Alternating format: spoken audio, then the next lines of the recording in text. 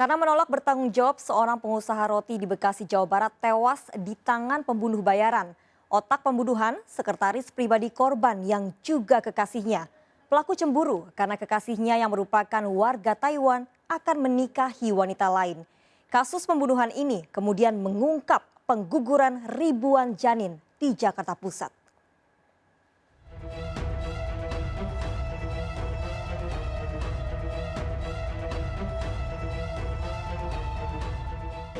Tersangka Sari Sadewa pertama sekali berkenalan dengan DPO.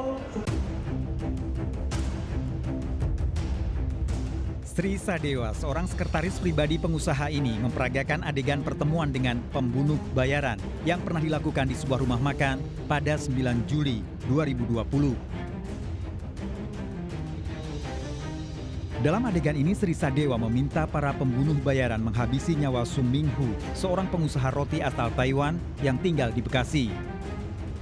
Sri Sadewa yang didampingi seorang notaris saat bertemu pembunuh bayaran menjanjikan uang 150 juta rupiah jika para pelaku berhasil. Meminta waktu 10 sampai 14 hari untuk pelunasan. Dalam pertemuan ini juga tersangka Sari Sadewa memberikan denah gambar rumah korban kepada tersangka Supriyatin. Dalam pertemuan ini juga tersangka Sari Sadewa memberikan perintah apabila selesai membunuh agar mobil Fortuner milik korban dihilangkan. Sri Sadewa ditangkap polisi setelah terbukti sebagai otak pembunuhan Sum Ming Hu. Wanita berusia 37 tahun ini merupakan sekretaris pribadi Sum Ming Hu. Selain Sri Sadewa, polisi menangkap Fitriani, seorang notaris yang selama ini membantu mengurus dokumen kepemilikan harta Sum Ming Hu di Indonesia. Suami Fitriani, Alfian, juga ditangkap karena berperan sebagai perekrut pembunuh bayaran. Sedangkan Supriyanto, karyawan Sum Ming Hu yang meminjamkan mobil untuk membuang mayat. Sri Sadewa membunuh Sum Ming Hu karena masalah cinta.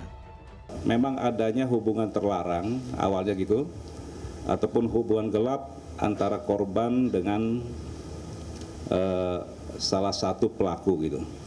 Ingin menguasai aset milik korban Sum Ming Hu, yaitu berupa mobil, kemudian rumah, tanah yang hampir rata-rata diatasnamakan tersangka SS.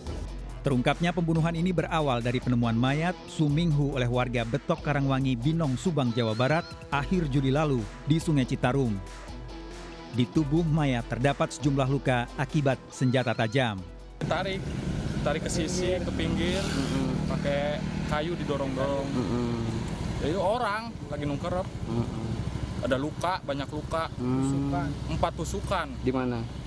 Deket susu 1, perut 2, sama dari pinggir ini 1. Oh, waktu kan orang mananya nggak tahu? Nggak tahu, sampai sekarang masih belum ditemukan, tanpa identitas. Masih nggak tahu orang mananya. Setelah diotopsi di Rumah Sakit Bayangkara Indramayu, mayat korban sempat dimakamkan di TPU Binong, Subang. Makam kemudian dibongkar atas permintaan keluarga pada polisi karena mayat Sum Ming Hu akan dikremasi. Polisi kemudian melakukan penyelidikan di tempat tinggal Sum Ming Hu di komplek perumahan mewah kawasan Cikarang, Bekasi. Awal ini seperti habis dipel, terus ada potongan-potongan kaki di jari ini. Awal itu berarti memang biasanya oleh si Mister itu. Sejumlah kejanggalan ditemukan dari rumah korban yang selama ini ditempati sendiri. Dari mobil Sum Ming Hu yang hilang hingga jejak penganiayaan ditemukan polisi. Ada beberapa ceceran darah, kemudian ada beberapa tas milik korban yang acak-acakan diduga itu adalah dilakukan oleh pelaku. Kemudian kelihatannya pelaku punya waktu yang cukup banyak sehingga sempat melakukan pembersihan terhadap lantai dan itu terlihat. Namun ceceran atau percikan darah yang ada di kamar mandi dan di beberapa titik itu menandakan bahwa memang terjadi TKP itu adalah di rumah ini. Selain perusahaan roti, Sum Ming Hu juga memiliki sejumlah toko roti di wilayah Bekasi. Salah satu karyawannya, Sri Sadewa, berawal bekerja di toko roti, kemudian menjadi sekretaris pribadi.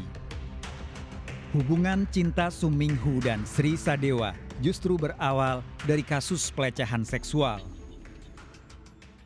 Antara korban dengan tersangka ini ada terjalin hubungan, ya.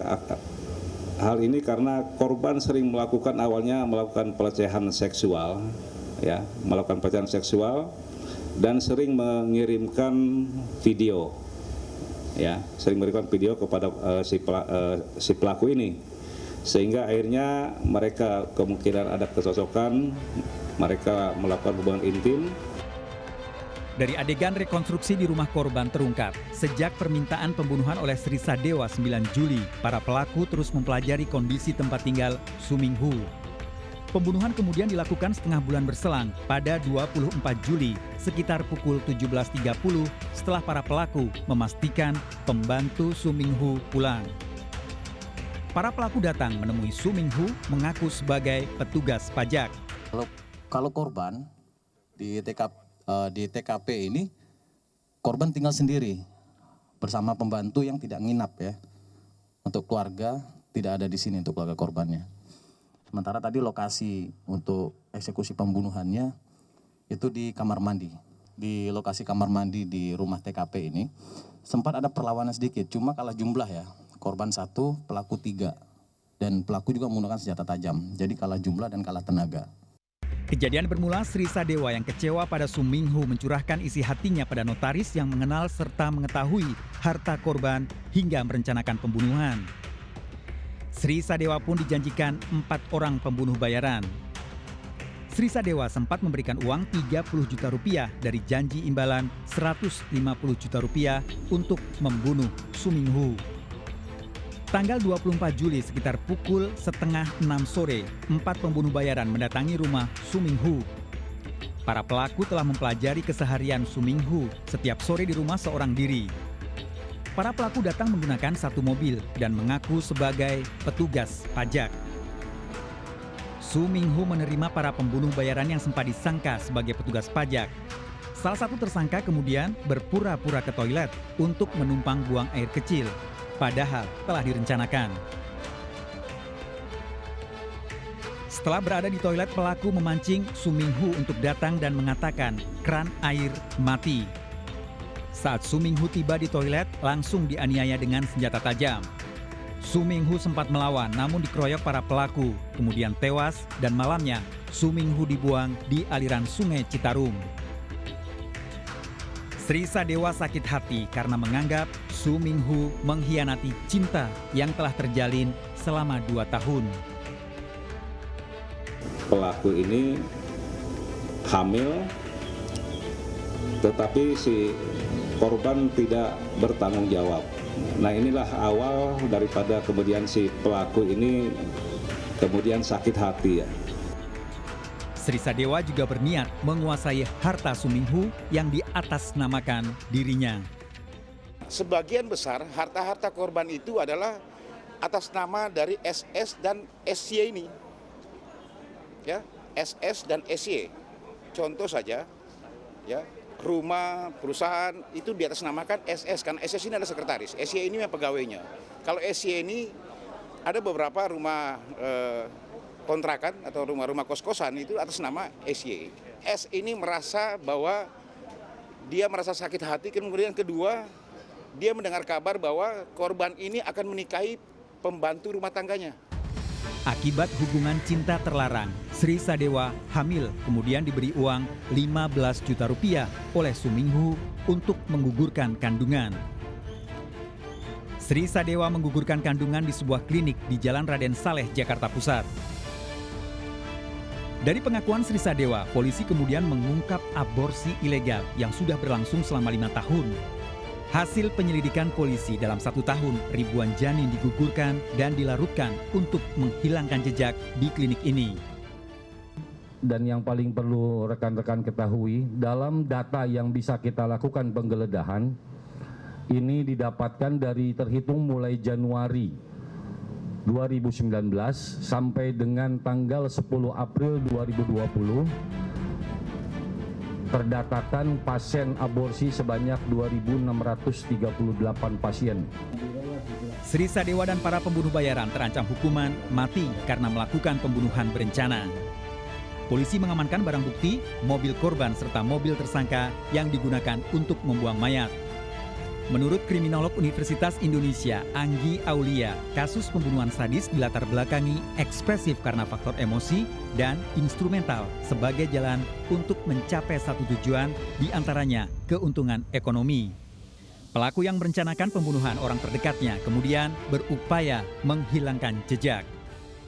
Terencana itu berarti ya dia sudah menyiapkan misalkan alat begitu ya, dia sudah menyiapkan waktu gitu ya, dan dia juga mungkin gitu pada beberapa pelaku kejahatan yang sudah terencana dia sudah menyiapkan alibi gitu ya. Kasus pembunuhan itu memang biasanya ada upaya dari pelaku untuk menghilangkan jejak gitu ya, menghilangkan jejak dari tindakan kriminal tersebut.